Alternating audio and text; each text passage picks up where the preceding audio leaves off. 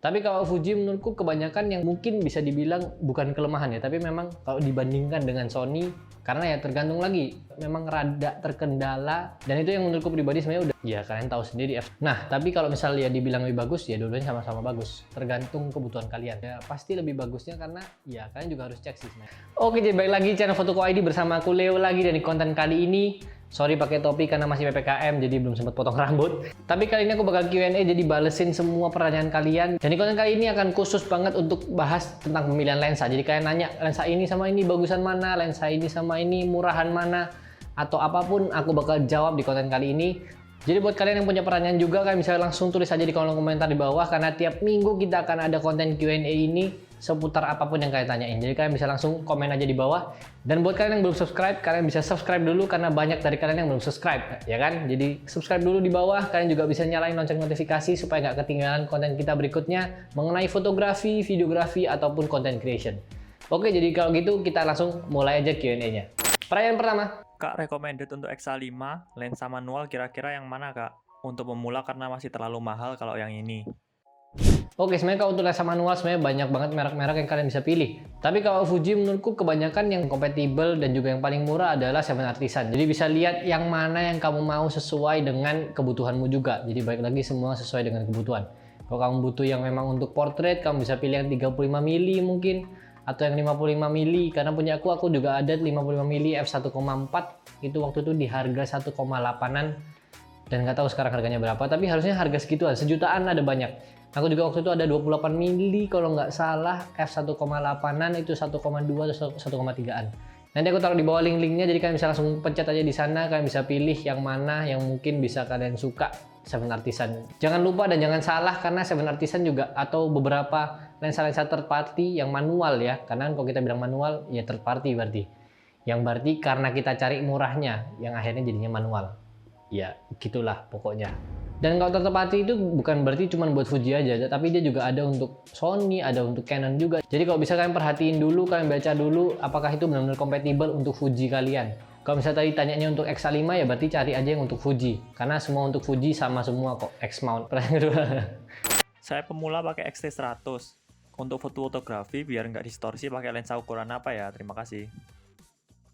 Foto makanan untuk gak distorsi. Oke, kalau untuk gak distorsi sebenarnya ya baik lagi kalau kita bilang kalau untuk APS-C ya kita ngomong, karena kan Fuji tadi X berapa? XT100. Ya sebenarnya kalau semua Fuji ya APS-C. Jadi kalau misal ditanya yang cocok apa ya, kalian pasti pilih dengan yang APS-C juga. Dan kalau APS-C biasanya lensa yang benar-benar kelihatannya seperti mata adalah lensa 35 mili. Dan itu yang menurutku pribadi sebenarnya udah nggak ada distorsinya, karena baik lagi itu udah sama kayak bagaimana mata kita melihat.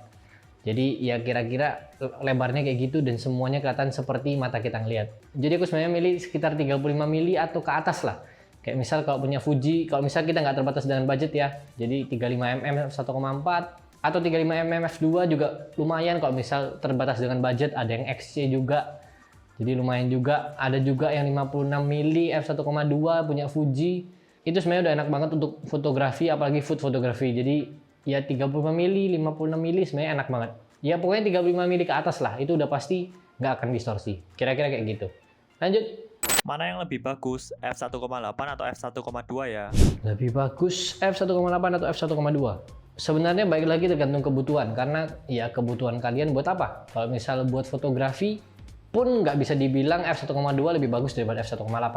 Karena kalau kita bilang oke, f1,2 lebih bagus karena lebih bokeh, ya belum tentu juga.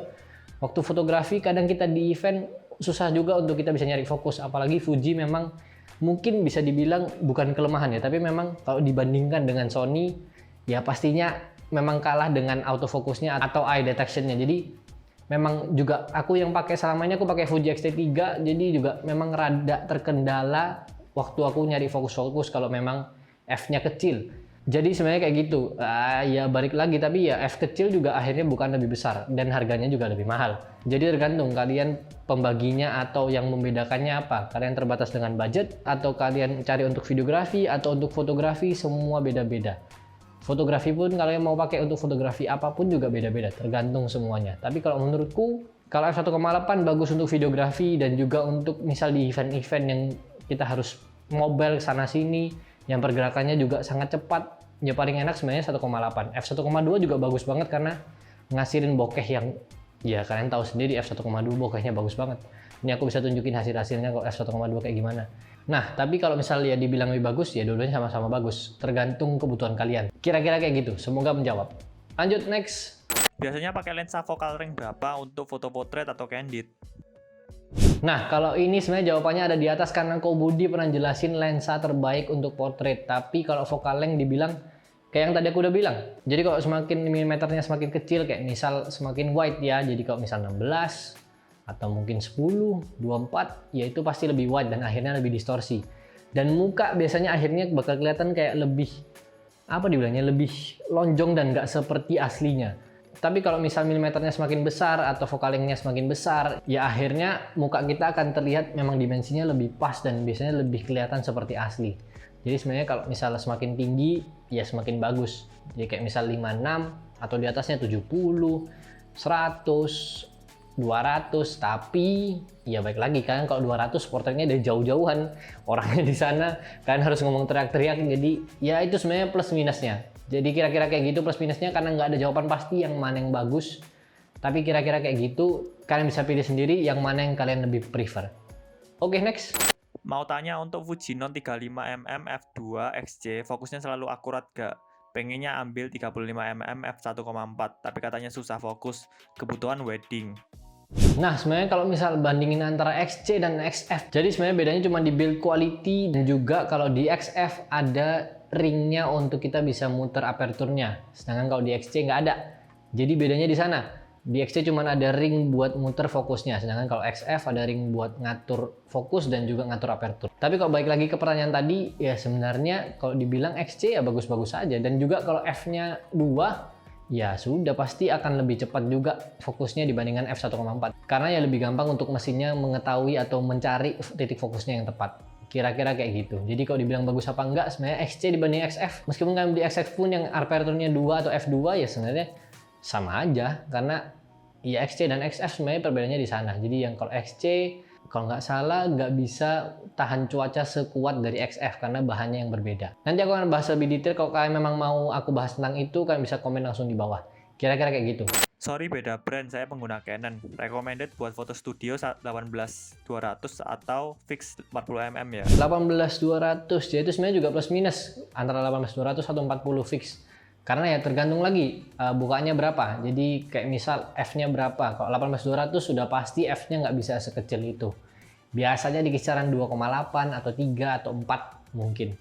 Atau bahkan bisa 5. Karena semakin kalian ngezoom lagi pasti F-nya juga semakin membesar lagi ya. Jadi bisa sampai 5,6 dan lain-lain. Nah, tapi kalau misalnya yang di fix 40mm ya pasti lebih bagusnya karena ya kalian juga harus cek sih sebenarnya F-nya sekecil apa. Kalau misal F-nya bisa 1,4 1,8 karena aku nggak terlalu hafal Canon sih. Cuma ya kira-kira segituan. Jadi ya plus minus karena kalau 18-200 sebenarnya rada susah juga foto studio. Karena pertanyaannya foto studionya juga buat apa? Kalian juga bisa foto produk di studio, kalian juga bisa foto makanan di studio, bisa foto orang di studio. Jadi buat apa sebenarnya? Nah, tapi kalau aku milih, ya aku sebenarnya lebih milih di 18-200 karena ya kalau di studio kita bisa main lighting, jadi sebenarnya F-nya nggak terlalu gimana-gimana. Aku juga nggak terlalu yang banci bokeh juga. Banci bokeh. Jadi sebenarnya juga tanpa bokeh pun nggak masalah, asal bisa ngambil detail-detailnya juga. Kalau kita fokus benar-benar dipakai di 200-nya, biasanya juga lumayan enak kok untuk kita bisa ngambil dapat yang kelihatan detail-detailnya lah. Kira-kira kayak gitu. Jadi tergantung kebutuhanmu, tapi kalau aku pribadi preferensi 18-200 karena lebih serbaguna lah bisa dibilang. Kira-kira kayak gitu. Next. Kalau di APS-C pakai lensa 50mm di full frame sama dengan berapa? Nah, kalau pertanyaan ini sebenarnya kalian bisa lihat di kontenku sebelumnya, aku ada bahas sedikit sebenarnya tentang lensa terbaik di indoor kalau nggak salah. Nah, itu aku ada bahas sedikit tentang perbedaan full frame dan APS-C.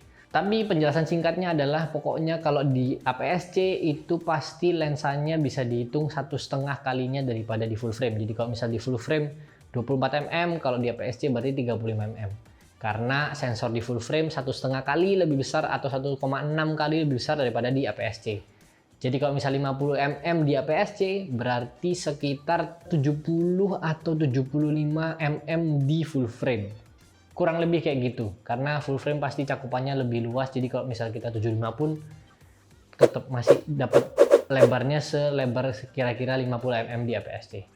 Kira-kira kayak gitu, semoga menjawab. Next. Perbandingan kecepatan fokus 35mm f2 dengan 56mm f1,2, mana yang lebih cepat? Kalau kecepatan fokus sudah pasti f-nya semakin besar, atau misal f-nya 2, 3, 4, 5 semakin besar angkanya, pasti kecepatan fokusnya lebih gampang karena ya balik lagi dimensinya, akhirnya fokusnya lebih luas atau lebih dalam lah. Jadi ya pasti F2-nya pasti lebih cepat fokusnya. Nah, jika misal aku kayak beginiin, anggaplah ini kita lurus kayak begini. Kalau di F1,2 ya berarti dia misal fokusnya cuma bisa segini. Ini kalau aku bisa bikin ini melintang ya, supaya kan ini ya ginilah anggapannya. Tapi aku kasih lihat F1,2 segini. Kalau F2 dia berarti bisa cakupnya lebih segini. Jadi kayak gitu intinya. Jadi lebih dalam yang bisa difokuskan kalau misal semakin besar juga F-nya. Kira-kira kayak gitu. Tapi ya kalau banci bokeh pasti sih bilangnya lebih suka f1,2. Sebenarnya ya balik lagi kayak gitu. Lebih susah lah untuk mesin bisa nyari juga. Jadi kira-kira kayak gitu. Next. Lensa recommended untuk X5 dipakai buat media gerak, contohnya buat riding. Nah, kalau untuk pertanyaan ini sebenarnya ya tadi juga ada yang nanya ya. Sebenarnya nggak ada lensa yang terbaik untuk kamera A atau kamera B atau kamera C. Karena ya baik lagi tergantung sensornya, karena kan kalau sensor APS-C ya pasti akhirnya lebih terpotong kayak gitulah. Tapi kalau untuk kamera X5 misal dibanding dengan X-T3, kalau X5 bagus A, X-T3 lebih bagus B, nggak mungkin karena ya orang sensornya sama ya pasti juga lensa yang dibutuhkan juga sama, kecuali beda merek nggak bisa masuk dong. Tapi kira-kira kayak gitu. Nah, kalau misal pertanyaannya juga untuk riding atau untuk benda yang bergerak atau media yang bergerak, ya pasti sebenarnya nggak perlu F yang kecil-kecil amat, karena ya pasti yang alasan pertama adalah karena pasti lebih mahal kalau F-nya lebih kecil. Ditambah lagi juga ya buat apa? Karena kalian pasti main panning, jadi sebenarnya juga nggak terlalu butuh F yang kecil-kecil kayak gitu.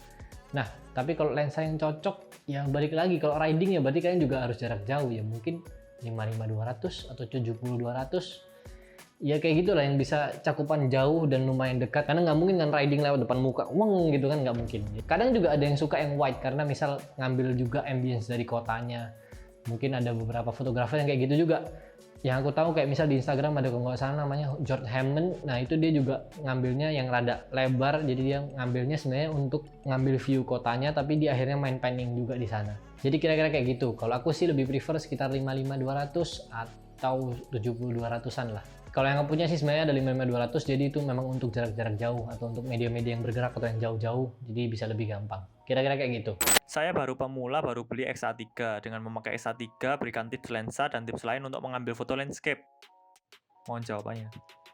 Untuk tips lensa, kalau awal-awal untuk belajar, ya kalau aku sih ngomongnya bukan berarti aku paling tahu, cuma kalau aku sebenarnya ya paling gampang biasanya paketannya kalau beli, ya udah beli aja lensa kit. Tapi kalau kalian juga udah terlanjur beli body only, ya udah coba beli mungkin kalau untuk landscape ya pastinya 10-24 lah. Semakin kecil mm-nya atau semakin kecil focal length-nya, pasti cakupannya juga akan semakin luas, dan juga akhirnya landscape yang kalian ambil bisa semakin luas juga. Tapi memang APS-C baik lagi kelemahannya, meskipun dia udah ada terprogram di dalamnya supaya nggak terlalu distorsi, tapi tetap aja namanya juga APS-C yang akhirnya dibuat lebar, pasti juga mulai kelihatan kayak di samping-sampingnya agak distorsi. Jadi mungkin itu yang harus kalian perhatikan waktu kalian mau beli lensa. Tapi kalau aku sih ngomong memang 10-24. Tapi kalau memang terbatas dengan budget atau kalian masih belum beli, biasanya kan Fuji juga pasti akan ngasih, kalau nggak salah paketannya pasti antara, kalau nggak sama lensa kit 1855 atau 1650 atau lensa 35mm f1,4 atau f2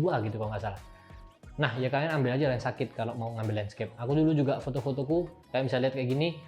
Nah itu semua aku ambil pakai lensa kit, semuanya pakai lensa kit, dan juga pakai kamera 3 jutaan dulu XM1.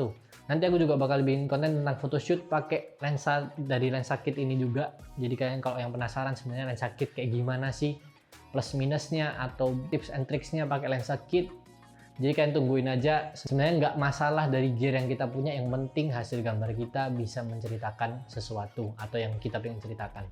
Dan aku selalu ingat kayak gitu karena aku selalu ngomong kayak gitu juga. Jadi kira-kira kayak gitu.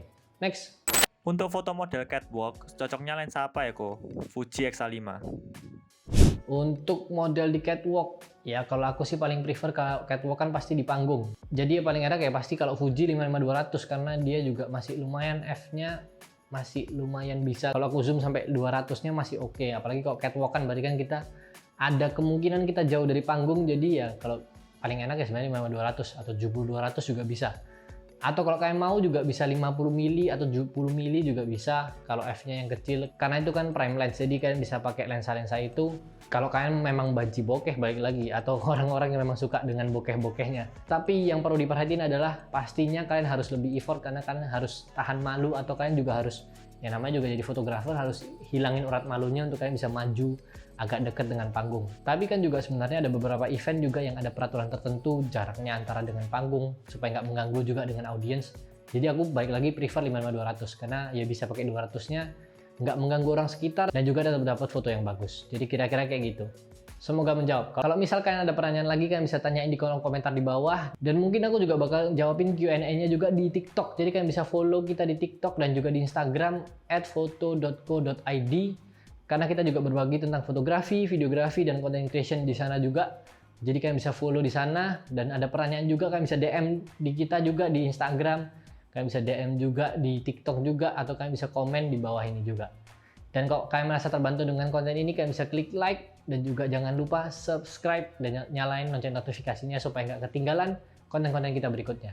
Jadi intinya pada konten kali ini adalah nggak ada lensa yang spesifik untuk kamera tertentu. Yang ada adalah ya kalau beda sensor baru beda pemilihan lensanya. Dan juga semua tergantung dari kebutuhan kalian. Kira-kira kayak gitu. Semoga konten ini membantu. Saya Leo dan sampai jumpa di konten berikutnya.